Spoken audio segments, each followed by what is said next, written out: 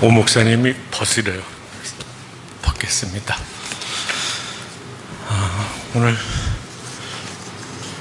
내 마음이 낙심되며 안에 있는 가사와 오신실 하신 주 안에 가사가 거기서 그냥 설교 안 하고 끝나면 맞는 것 같습니다. 오신실 하신 주 내 아버지여, 늘 함께 계시니 두려움 없네. 근데 오늘 제 말씀은 그게 아니라 오신실 하신 주 내 아버지여, 늘 내가 원하는 방식으로 함께 하시니 두려움 없네가 오늘 제 말씀입니다. 하나님께서 내가 원하는 방식으로 함께 하셔야지만 내가 두려움이 없고, 예수님이 내 앞에서 오래전에 죽었다고 생각했던 두 분하고 걸어 다니시는 것을 봤을 때 마음에 두려움이 생기자마자 내가 알던 그 예수님이 아니라 하나의 선지자로 생각했던 그 제자들의 마음에 어떻게 예수님이, 하나님이 위로해 주시고 사랑해 주셨는지를 한번 살펴보려고 합니다. 기도합니다. 하나님 아버지, 감사합니다. 오늘 저의 입에 담는 말들과 또 저희 모두가 가슴 깊이 묵상하는 것들과 그리고 우리의 삶 속에서의 행실이 우리의 구원자가 되시며 힘이 되시는 하나님이 보시기에 합당한 것들이 될 수 있도록 주님 인도하여 주시옵소서. 예수님의 이름으로 기도합니다. 교회력으로 보면 오늘은 전 세계의 교회가 산상변화주일 혹은 산상변모주일로 지키는 날입니다. 산상변모주일은 교회 달력에서 이거 꼭 있어야만 하나 하는 생각이 들 정도로 이상한 축제입니다. 그러다 보니 교회 역사에서 이 축제는 오랫동안 지켜지지 않았고 아주 소수의 교회들만 그 전통을 이어왔습니다. 오늘 산상변모주일은 주현절기의 마지막 주일이고 다음 주일부터는 사순절이 시작됩니다. 정확히 표현하자면 오는 수요일, 즉 애쉬 웬스데이죠. 제2의 수요일부터 사순절이 시작됩니다. 그러면서 우리는 부활절을 준비하게 됩니다. 주님의 변모 이야기는 예수님이 가장 친한 세 친구와 함께 산에 올랐던 이야기입니다. 산 정상에서 예수님은 깊은 경험을 하셨습니다. 눈부신 빛이 있었고 구름이 그들을 덮었고 또 구름이 그들을 두렵게 했습니다. 그와 동일한 구름은 이미 한참 전에 나타나서 유대 민족의 조상 중 한 사람을 덮었죠. 성경에 보면 산이 등장하는 경우가 종종 있습니다. 그래서 그랬는지 모르지만 열왕기상에 보면 후에 이스라엘을 침략한 시리아의 왕 벤하닷의 신하들은 이스라엘의 신을 산의 신이라고 칭하는 것을 성경에서 읽을 수 있습니다. 창세기에서 아브라함은 하나님께서 정해주신 모리아산에 가서 이삭을 번제물로 바치라고 했고, 출애굽기에는 이스라엘 자손이 이집트 땅에서 나온 뒤 시내 광야에 이르렀을 때 하나님이 그의 종 모세를 시내 산으로 불러 말씀하시는 내용이 있습니다.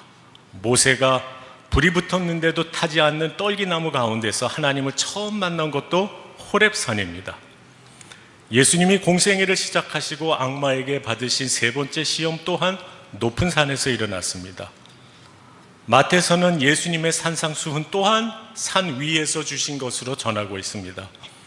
그리고 예수님은 수시로 홀로 기도하시려고 산에 올라가셨고, 예수님은 최후의 만찬 후에 병사들에게 잡히기 시기도 전에 감람산에서 기도하셨습니다. 그래서 오늘 아침 예수님이 산 위에서의 변모를 묵상하는 주인, 바로 오늘 이 시간에 우리 하나님 아버지와 우리의 주님 되시는 주 예수 그리스도로부터 오는 은혜와 평화가 오늘 아침 이곳에 모이신 여러분들과 그리고 저의 마음속에, 그리고 전쟁으로 고통받고 있는 우크라이나의 모든 백성에게도 항상 함께 있으시기를 바랍니다. 지금으로부터 거의 3년 전이죠. 3년하고 조금 더 됐습니다.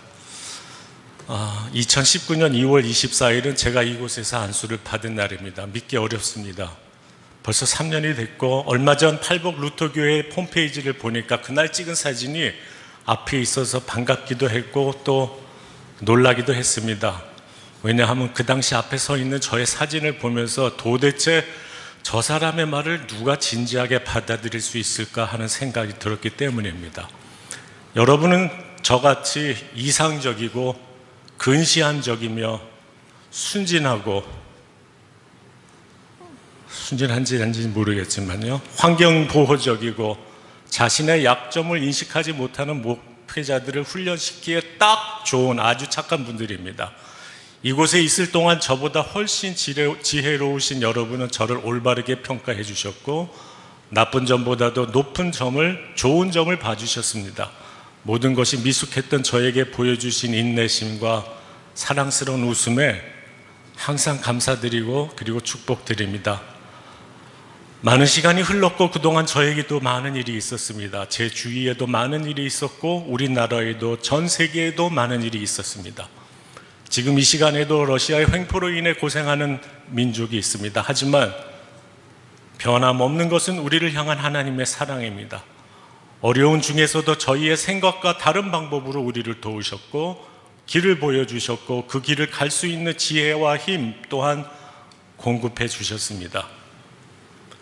하나님의 변함없는 사랑을 오늘 산 위에서 일어난 사건을 통해 저는 재확인하려고 하고 여러분과 함께 은혜 받기를 원합니다. 오늘 본문에는 산으로 올라가신 예수님이 등장합니다. 지금까지는 예수께서 팔레스타인 전역을 두루 다니면서 여러 많은 사역을 하신 것을 묘사했다면 이제 예수께서 예루살렘에서 장차 맞이하시게 될 운명에 그 초점이 맞추어집니다. 그 운명의 시작이 오늘 본문 말씀입니다. 본문 바로 앞을 보면 10절부터 예수님은 벳세다 지역으로 이동하신 다음에 오병이어의 이적을 베푸셨고 18절부터 예수 그리스도를 향한 베드로의 최초의 신앙 고백이 등장합니다. 오늘 변형, 변모라는 말을 쓰는데 그것은 어떤 것의 성질이 바뀌거나 질적으로 바뀔 때 사용합니다. 영어로는 transfiguration 이렇게 이야기합니다. 변모라는 것은 우리가 복음서에서 신현, 현현, 테오파네이아라고 부르는 하나님이 인간으로 나타나시는 거죠. 그래서 한번 생각해 보려고 합니다. 친구들과 긴 캠핑이나 등산 여행을 다녀온 적이 있으시다면 더럽고 지저분하고 땀 냄새 나고 피곤한 친구들을 보게 되고 그들과 함께 요리하고 식사를 하고 밤에 코를 드리렁거리면서 코를 고는 소리를 들으신 적이 있을 겁니다. 그것은 우정이 더욱 돈독하게 되는 그러한 종류의 일입니다. 제자들은 예수님이 부르신 이후로 집도 없이 갈릴리를 걸어서 떠돌아다니며 노숙자로 지내면서 밤을 보낼 것을 전혀 알지 못한 채 예수님과 함께 살아왔습니다. 예수님은 인간답게 그들에게 철저히 친숙해졌을 것이고 예수가 하나님의 아들로 밝혀지기 전까지는 제자들은 그 산을 오르는 것이 처음에는 아마 예수님과 함께 등산하는 것처럼 보였을지도 모릅니다. 그런데 그곳에서 전혀 생각지도 못한 예수의 모습을 보았습니다. 예수는 눈이 부시도록 하얗게 변했고 그곳에서 모세와 엘리야와 이야기를 하고 계신 것을 보았습니다. 제자들은 겁에 질려서 할 말을 잃고 두려움에 덜덜 떨게 됩니다. 당연한 겁니다. 제가 제 앞에서 예수님과 이순신 장군과 세종대왕이 세 분이 이야기를 하고 계신다면 아마 저는 기절을 했을 겁니다. 하지만 예수가 산꼭대기에서 눈부신 변신을 겪을 때 예수님은 그 자신에 대한 어떤 것도 실제로 전혀 변하지 않으셨습니다. 그 예수님의 신성의 충만함은 처음부터 거기에 있었습니다. 달라진 것은 단 하나, 그의 가장 가까운 친구들이 그 신성을 처음 본다는 것이었습니다. 오늘 본문에서 예수님에게 일어난 일을 제가 말씀드리려고 하는 것이 아닙니다. 그것은 저의 요점이 전혀 아닙니다. 예수님의 변모를 본 후 제자들이 아니면 성경을 읽는 독자들이 아니면 목격자들에게 일어나는 일, 그것에 대해서 생각해 보려고 하는 것입니다. 하나님의 모습이 내가 생각한 것과 다를 때 우리의 신앙이 같을 수가 있을지 말이죠. 여러분이 영화 슈퍼맨에 대해서 조금이라도 잘 알고 있다면 그의 또 다른 모습이 신문사에서 일하는 아주 온화한 성격의 기자 클라크 켄트라는 것을 알 수 있습니다. 뉴스 기관에서 일하면서 슈퍼맨은 그가 보호하고 있는 사람들과 교류하고 또 그의 귀를 열어서 그의 관심이 필요한 상황에 대해서도 들을 수가 있습니다.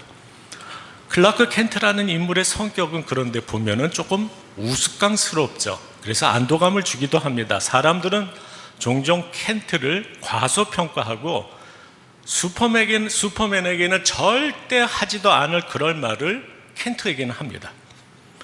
슈퍼맨과 대화하는 줄도 모르고 말이죠.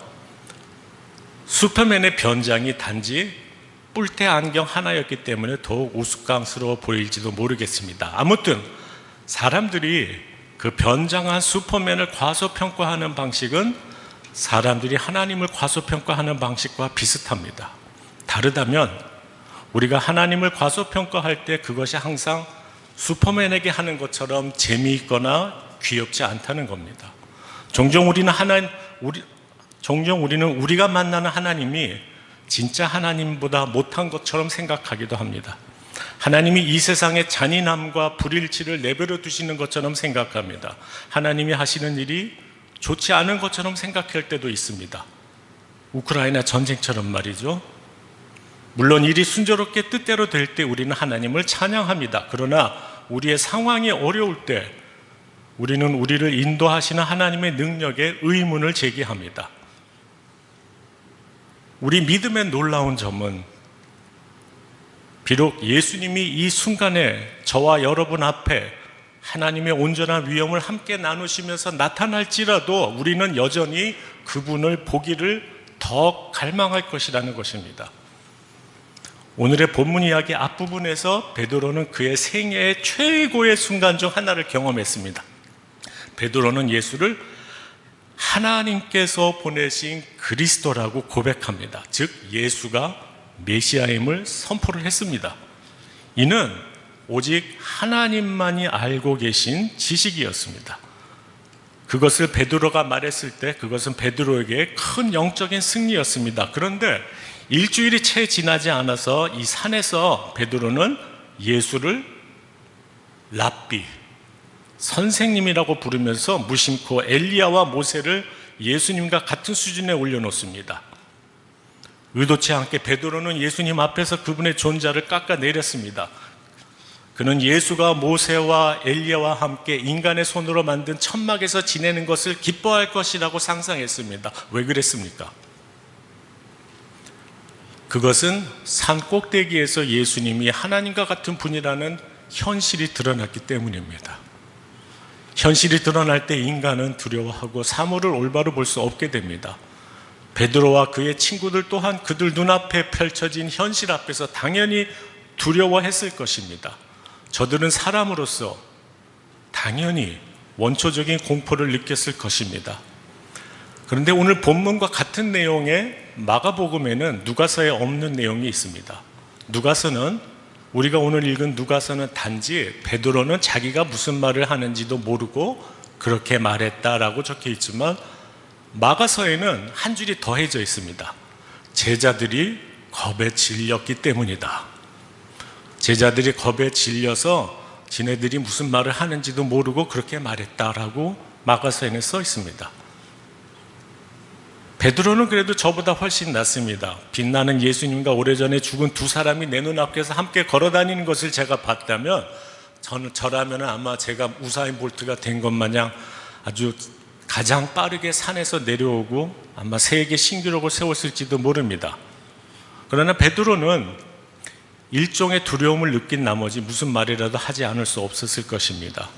예수의 변모를 본 후 베드로가 느낀 두려움은 인간으로서 당연히 들 수 있는 것입니다. 저는 예수를 랍비 또는 선생님이라고 부른 베드로를 딱 꼬집어서 잘못했다고 말하고 싶지 않습니다. 이런 상황이라면 우리 모두가 같은 반응을 보였을지도 모릅니다. 하나님과의 관계가 내가 처한 상황에 영향을 받지 않는다고 말할 수 있으면 좋겠지만 그럴 수 없습니다.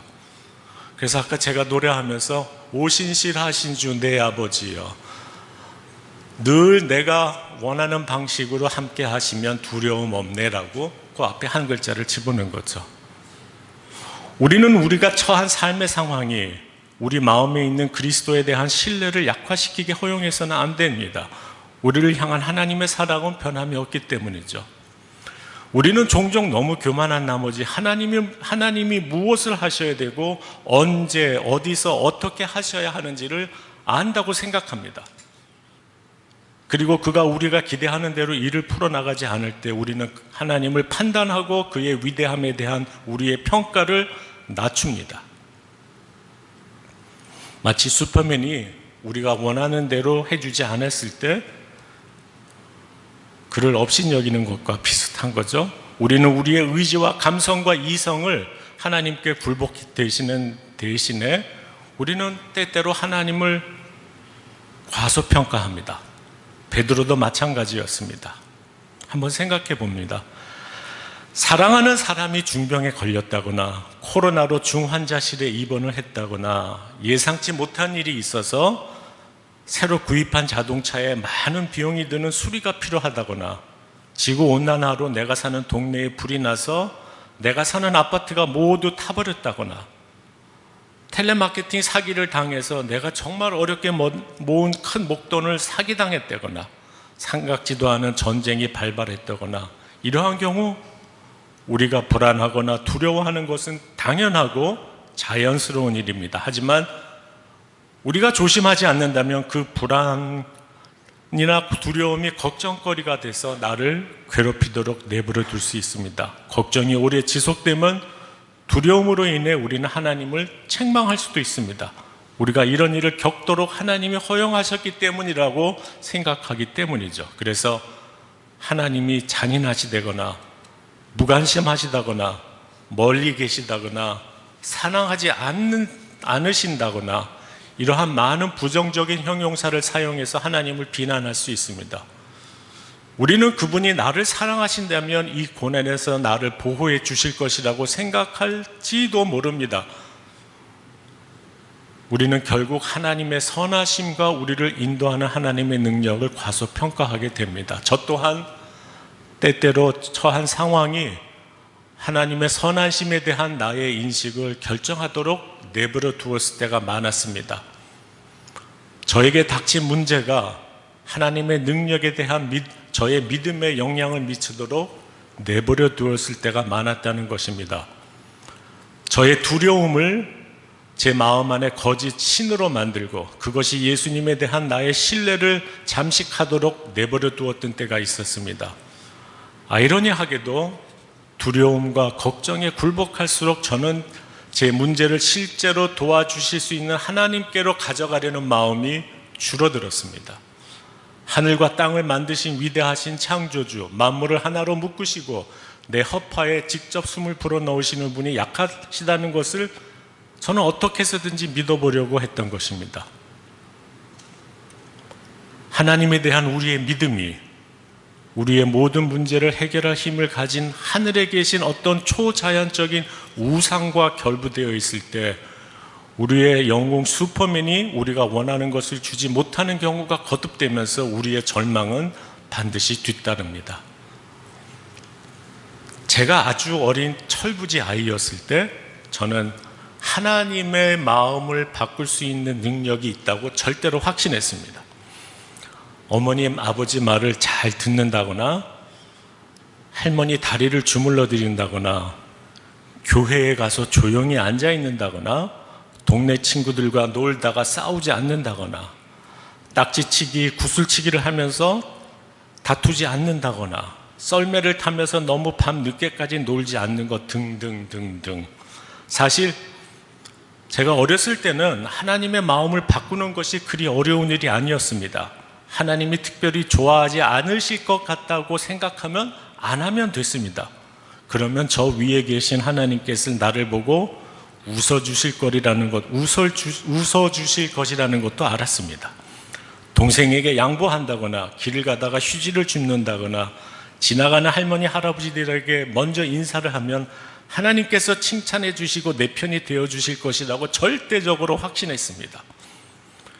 저의 이런 행동이 어떻게 하나님의 마음과 생각에 영향을 미치는지 이해할 필요도 없었습니다. 계속해서 나쁜 짓 안 하고 동생들과 싸우지 않고 숙제 잘하고 거짓말 안 하고 뭐 이렇게 하면 계속 하나님이 내 편이 되어 주실 것만 같았습니다.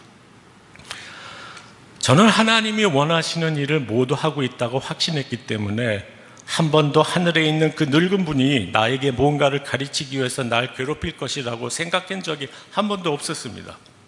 근데 자라면서 저는 제가 최선을 다하고 있음에도 불구하고 하나님이 항상 내 편이 되어주시지 않는다는 것을 배우기 시작했습니다. 제가 하나님이 하시는 모든 일에 영향을 줄 수 있는 자질이 없다는 것도 조금씩 알게 되었죠. 그리고 확실히 내 능력이 약해진 것처럼 하나님의 능력도 같이 쇠약해진 것 같았습니다. 부모님이 다투실 때면 내가 하나님의 말을 잘 듣지 않아서 그런가 보고 생각기도 했습니다. 집안의 분위기가 어쩐지 썰렁하고 행복하지도 않다고 느낄 때면 제가 하나님을 섭섭하게 했나, 그런 건 아니지 하는 생각도 했습니다. 근데 참 의아했습니다. 분명히 저는 하나님께서 내 편이 되게 필요한 모든 일을 하고 있었는데도 말이죠. 그래서 하나님이 내가 원하는 대로 정확히 해주지 못하실 때마다 내 눈에 보이는 하나님의 능력은 점점 약해졌습니다. 그러면서 저는 하나님을 내 편으로 만들려는 시도를 포기하고 대신 하나님의 아들을 따라가기로 했습니다. 예수님 곁에 있는 것은 나를 회피하시는 듯 보이는 그 늙은 아버지 곁에 있는 것보다 훨씬 더 재미있었습니다. 우선 예수님은 아이들을 좋아하셨죠. 그리고 예수는 그 아버지보다도 재주도 훨씬 뛰어났습니다. 물을 포도주로도 만들고 소경이 보게도 하시고 절뚝거리는 사람을 걷게 할 수도 있었고 부엌 찬장이 비어 있어도 5천 명을 먹일 수 있을 만큼 충분히 마실 수도 있었습니다. 근데 그런 속임수보다 더 큰 속임수가 있었습니다. 왜냐하면 어린 시절에 저는 누구로부터도 죽은 사람이 사흘 만에 살아서 돌아왔다는 이야기를 들어본 적이 없습니다.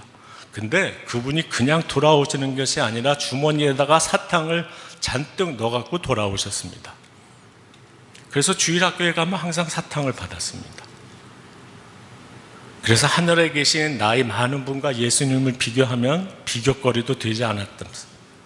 자라면서 나이가 들고 보니까 언제부턴가 부모님 말씀을 잘 듣는다거나 할머니 다리를 주물러 드린다거나 교회 가서 조용히 앉아 있다거나 동네 친구들과 놀다가 싸우지 않는다거나 동생들과 싸우지 않는다거나 뭐 이런 것 등에 대해서 걱정할 필요가 없게 되었습니다. 예수를 친구로 모셨고 내 친구 예수만이 이 세상을 나를 안전하게 유지하는 데 필요한 전부였습니다. 그래서 저는 예수와 함께 걸었고 예수와 이야기를 나눴고 우리는 함께 너무 행복했습니다.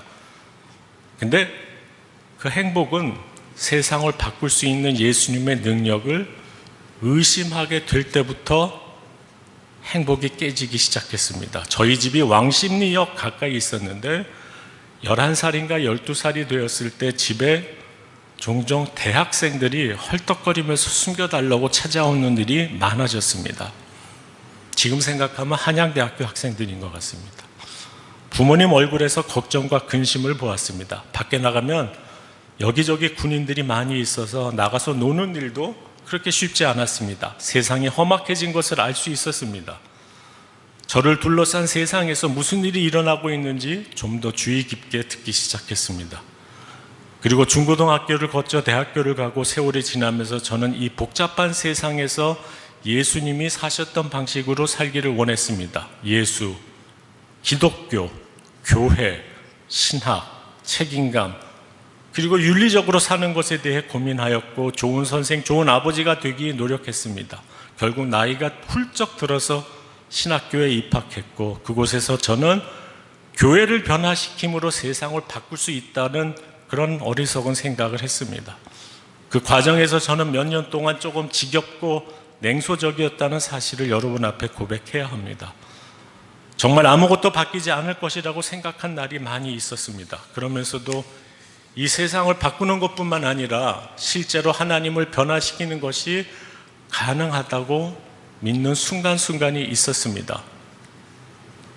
예수는 산 위에서 변화의 모습을 단 한 번 보여주셨지만 저의 삶을 통해 저는 제가 아는 예수를 얼마나 많이 변화시켰는지 이루 말할 수 없습니다. 제가 생각했던 예수는 때마다 장소마다 변했습니다. 주님은 한결같이 사랑을 베푸셨어도 저는 그것이 저의 노력의 대가로 생각했을 때도 많았습니다. 하나님의 사랑은 변함이 없음에도 불구하고 하나님의 전능하심은 제 생각대로 응답을 해주실 때만 그런 것 같았습니다. 우리 지난 2회를 한번 생각해 봅니다. 우리는 지난 2회 동안 기도하고 또 기도해 왔습니다. 우리가 기도한 것이 무엇입니까? 그동안 우리의 기도 중 많은 부분이 코로나 대유행에 집중되었습니다. 우리는 교회와 예배의 안전뿐만 아니라 사랑하는 사람들과 의료 종사자, 교사와 학생, 그리고 우리의 삶을 뒤흔는 바이러스와의 전쟁에서 최전선에 서 있는 모든 사람의 안전을 위해 기도했습니다. 우리는 또한 우리나라를 갉아먹는 갈등과 분열의 종식을 위해 기도했습니다. 우리는 정치하는 사람들이 서로를 헐뜯고 멸망시키려는 것 대신에 나라를 위해 다시 화합하고 온전하게 되기를 기도했습니다. 우리는 사회 안전망의 불안전함으로 인해 잔혹하게 혹은 아무런 관심 없이 피해를 입은 모든 사람을 위해 기도했습니다. 우리를 이끄는 지도자에게 필요한 용기와 통찰력을 위해 기도해 왔습니다. 그리고 우리는 빈곤, 노숙자 및 기타 많은 사회적 질병의 종식을 위해 기도해 왔습니다. 지구의 안정과 번영을 위해서, 특히 지구의 온난화로 인한 재앙을 극복하고자 기도해 왔습니다. 그동안 우리가 드린 기도를 생각할 때 그 엄청난 양의 기도에 숨이 막힐 정도죠. 거기다가 제가 하지 않은 기도는 성령님이 알아서 탄식까지 해주시니 얼마나 많은지 모르겠어요. 솔직히 말해서 우리 대부분은 이 시점에서 저를 포함해서 꽤 지쳐 있습니다. 우리의 기도 중 어떤 것은 분명히 응답되었을 것입니다. 하지만 우리의 많은 기도는 아직 응답되지 않았습니다. 나중에 응답될지도 모르겠지만 우리의 기도가 세상을 바꾸기는커녕 무언가를 바꿀 수 있는 힘이 있는지조차 의문이 들 수도 있습니다. 우리는 기도를 그만두거나 심지어 포기하고 싶은 유혹을 받을 수도 있습니다. 저는 우리 대부분이 거의 2년 넘는 세월 동안 코로나 팬데믹과 다른 많은 사건을 접해오면서 우리가 오늘 본문의 제자들처럼 주님의 전능하심을 믿고 있다고 말할 수 있을지 의심스럽습니다.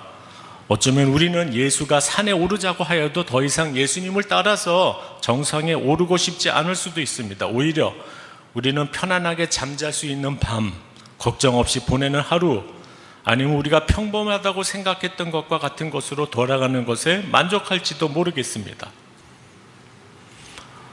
본문으로 돌아가면 제자들이 겁에 질려 무슨 말을 하는지 몰랐다 하고 한 바로 그때 이번에는 마태서에는 누가서에 없는 내용이 등장합니다. 그것은 예수께서 가까이 오셔서 그들에게 손을 내쥐고 일어나라, 두려워하지 말아라 하고 말씀하신 것으로 기록되어 있습니다. 누가서에는 빠졌죠. 제자들의 기도에 답해 주신 것이 아닙니다. 예수께서 먼저 다가오셔서 두려움으로 떨고 있는 저들을 위로해 주시고 손을 내밀어 주신 것입니다.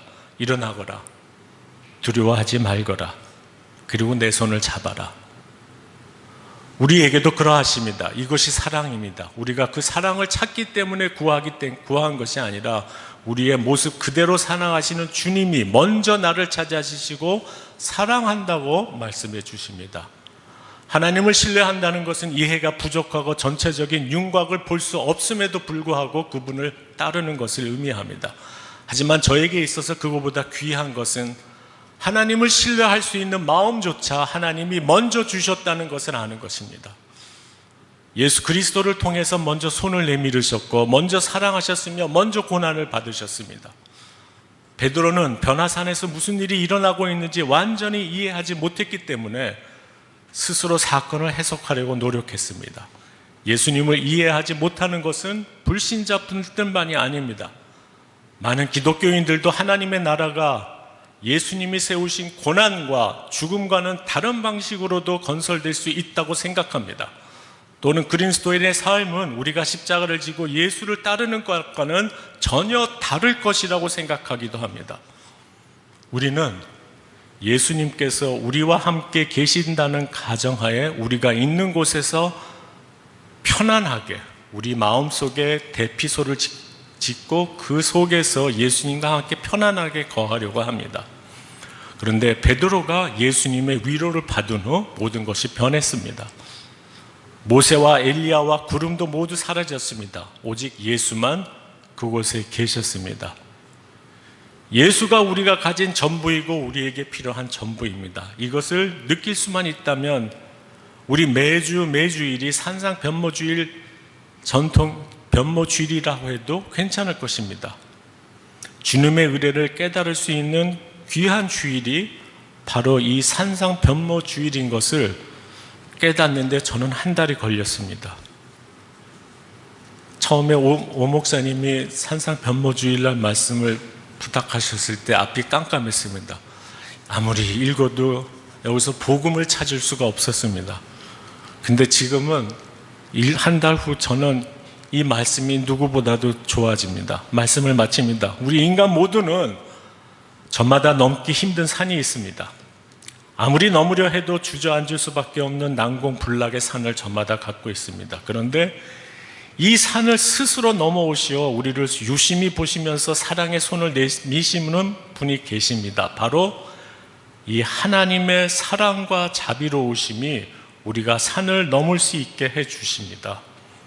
우리가 해야 하는 것은 그동안 나를 지탱해 주리라 생각하고 붙잡고 있던 나의 생각을 내려놓고 주님의 자비로운 손을 잡는 것뿐입니다. 아니요, 잡을 필요도 없습니다. 왜냐하면 주님이 제 손을 이미 꼭 잡고 계시니까 말입니다. 그래서 우리는 자유롭습니다. 이것이 은혜입니다. 나의 노력이 아닙니다. 우리를 참 자유인으로 부르시는 주님의 십자가는 예수께는 무거운 고난의 십자가였지만 우리에게는 쉽고 가벼운 부활의 십자가입니다. 그분께는 죽음에 이르는 십자가였지만 우리에게는 나를 새로운 인간, 새로운 피조물로 변해시키는 은혜의 십자가입니다. 그분께는 제자들조차 도망간 채 외롭고 쓸쓸하게 지고 가야만 했던 십자가였지만 우리에게는 우리가 세상의 것을 포기하지 못해서 쩔쩔매는 것을 보시면서도 우리를 끝까지 포기하지 않는 사랑의 십자가입니다. 우리는 할 수 없습니다. 그러나 십자가를 통해 나타난 주님의 사랑은 모든 것을 가능하게 합니다. 이것이 평화를 누리며 살기 위해 무엇을 해야 하는지 묻는 자에게 우리 주님께서 들려주시는 기쁜 음성, 희망의 복된 소식입니다. 그러므로 이 변형주일에 하나님께서 여러분을 변함없이 사랑하고 계심을 느낄 수 있으시기 바랍니다. 놀라고 두려워서 주님이 누구인지를 몰랐던 바로 그 순간에도 주님은 우리를 사랑하고 또 불러주십니다. 그리고 세상의 모든 것으로부터 자유하시기 바랍니다. 항상 희망과 함께 사시기 바랍니다. 아니, 하나님의 사랑이 여러분으로 하여금 이 세상을 향해 스스로 희망의 복된 소식이 될 수 있도록 인도해 주실 것입니다.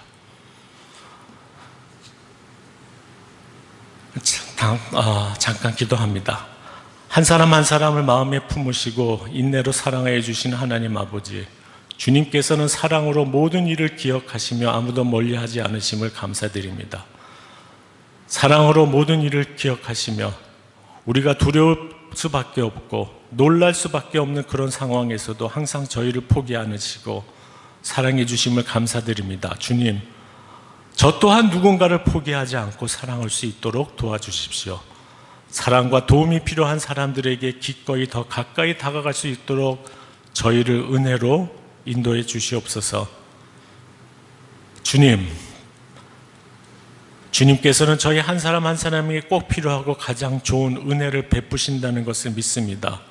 제 마음 또한 주님처럼 열어서 누구든 예외 없이 받아들이고 섬기며 살아가게 인도해 주시옵소서. 예수님의 이름으로 기도합니다. 아멘.